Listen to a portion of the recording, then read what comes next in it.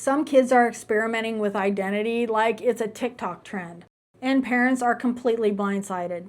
I've witnessed it firsthand, and it's a mess. Did you know nearly 1 in 5 kids now say they don't identify with the gender they were assigned at birth? And yes, I've seen what that actually looks like in real life as a travel RN, and it's a lot messier than the headlines suggest. Imagine a kid walking into the kitchen at 6 p.m., mid-homework meltdown, and saying, "Mom, I don't know if I'm a boy or girl anymore." And you're standing there with your fork in your hand thinking, "Wait, what? Where did this come from?" Let's unpack it. So picture this. You're sitting on the sofa with your teenager, the homework pile's taller than your coffee mug, and your teen blurts out they're thinking about changing their pronouns. And it's not the first time this has happened. It's become a daily topic in your house. But here's the kicker. A lot of schools are treating this like it's no big deal, handing out pamphlets and labels like they're Starbucks orders.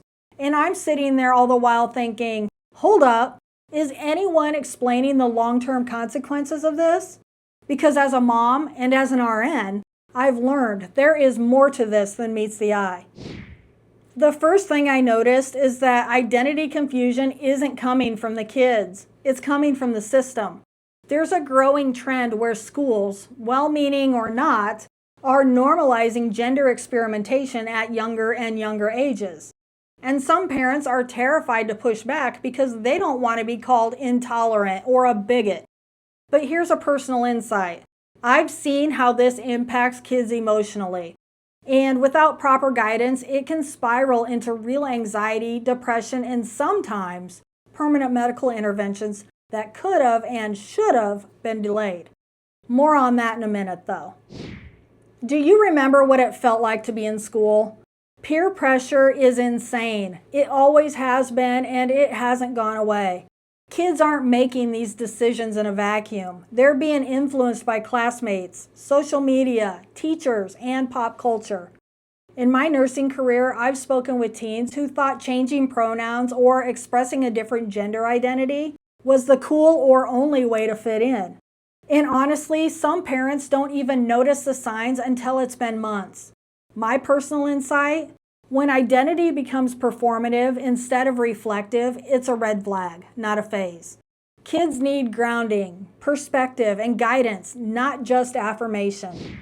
This is where it gets complicated. I remember a patient, a 16-year-old girl, came in confused, depressed, and stressed out.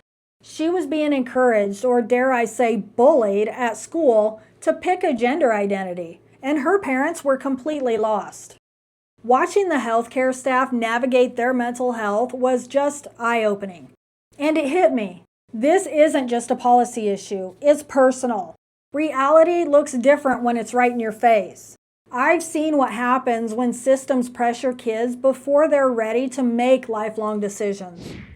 Next, consider consequences. Some kids are now considering hormone blockers or surgery.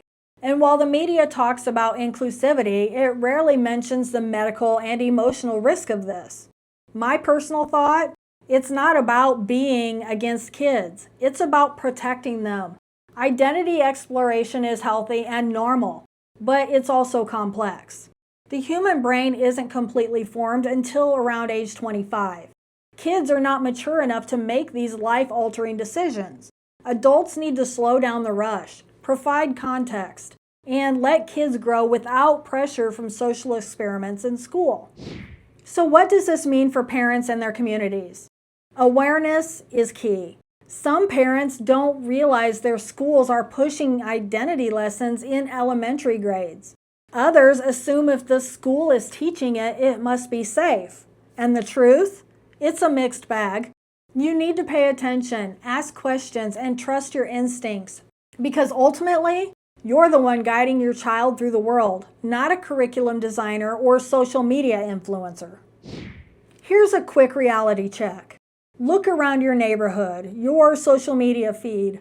How many parents are noticing these identity trends before their teens come home and drop the bombshell? I'm asking because seeing it in real life makes you realize that it's everywhere.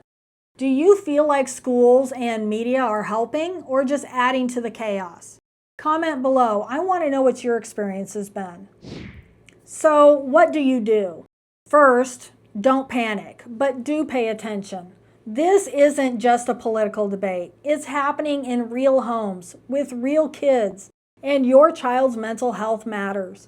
Keep asking questions, stay involved, and make decisions based on what's best for your family.